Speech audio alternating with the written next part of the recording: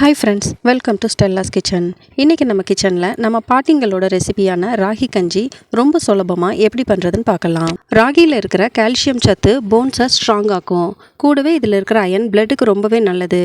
நம்ம ஒரு கிளாஸ் ராகி கஞ்சி எடுத்துக்கிட்டாலே வயிறு ரொம்ப ஃபில்லிங்காக இருக்கும். அதனால் வெயிட் லாஸில் இருக்கிறவங்க காலையில் பிரேக்ஃபாஸ்ட்டாக இந்த ராகி கஞ்சியை எடுத்துக்கலாம்.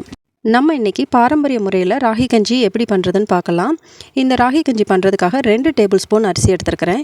இட்லி அரிசி, சாப்பாட்டு அரிசி, பச்சரிசி எதுனாலுமே எடுத்துக்கலாம். இதை நம்ம ஒரு மிக்ஸி ஜாருக்கு மாற்றி ரவை பதத்தில் அரைச்சி எடுத்துக்கணும். இனி நம்ம கஞ்சி செய்ய ஆரம்பிக்கலாம்.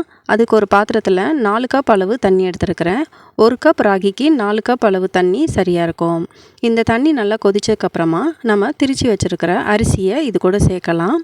இந்த அரிசி கொஞ்சம் நல்லா வெந்து வரணும். இந்த அரிசி வேகிற டைமில் நம்ம ராகி கரைச்சி வச்சுக்கலாம். 1 கப் ராகி மாவு எடுத்துருக்கிறேன். இதில் 2 கப் அளவு தண்ணி சேர்த்து இதை நல்லா கரைச்சி எடுத்துக்கணும். கரைச்ச ராகி மாவை தனியாக எடுத்து வச்சுருங்க. அடுத்து அரிசி வெந்துருச்சான்னு பார்க்கலாம். இந்த அளவு அரிசி நல்லா வெந்து வந்ததுக்கப்புறமா நம்ம கரைச்சி வச்சுருக்கிற ராகியை திரும்ப ஒரு தடவை கலக்கி விட்டுட்டு இந்த அரிசியோட கொஞ்சம் கொஞ்சமாக சேர்த்துக்கலாம். இது சேர்த்ததுக்கப்புறமா விடாமல் கிளறி விட்டுட்டே இருக்கணும், அல்லது அடிப்பிடிச்சிரும். ராகி மாவு சேர்த்த உடனே இந்த மாதிரி லைட் கலராக தான் இருக்கும். இந்த ராகி வேக வேக இதோட கலர் நல்லா டார்க் ஆகும். அது வரைக்கும் நல்லா கிளறி விட்டுட்டே இருக்கணும். இந்த ராகி வேகிறதுக்கு 10லேருந்து 12 நிமிஷம் ஆகும். இது வெந்துருச்சான்னு பார்க்குறதுக்காக ஒரு பவுலில் கொஞ்சம் தண்ணி எடுத்து அதில் கையை நனைச்சிட்டு கரண்டியில் தொட்டு பார்த்தோம்னா இப்படி ஒட்டாமல் வரும். அப்போது நம்மளுக்கு ராகி நல்லா வெந்துருச்சுன்னு தெரிஞ்சுக்கலாம்.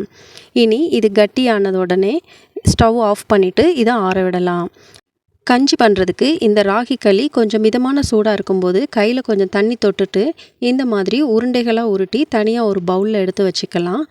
இப்போது இந்த ராகி உருண்டைகளில் உடனேயும் நம்ம கஞ்சி செய்யலாம். ஆனால் ஒரு நைட் ஃபுல்லாக இதை லீவ் பண்ணி அடுத்த நாள் செய்யும்போது ரொம்பவே டேஸ்டியாக இருக்கும். அதுக்காக இது முழுகிற அளவுக்கு தண்ணி சேர்த்து மூடி போட்டு 8 மணி நேரம் அல்லது ஒரு நைட் ஃபுல்லாக லீவ் பண்ணிடலாம்.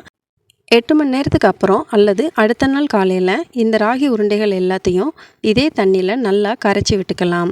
இந்த ராகி உருண்டைகள் எல்லாத்தையும் நல்லா கட்டிகள் இல்லாமல் கரைச்சி விட்டதுக்கப்புறமா 1 கப் அளவு கெட்டி தயிர் இதில் ஆட் பண்ணிக்கிறேன்.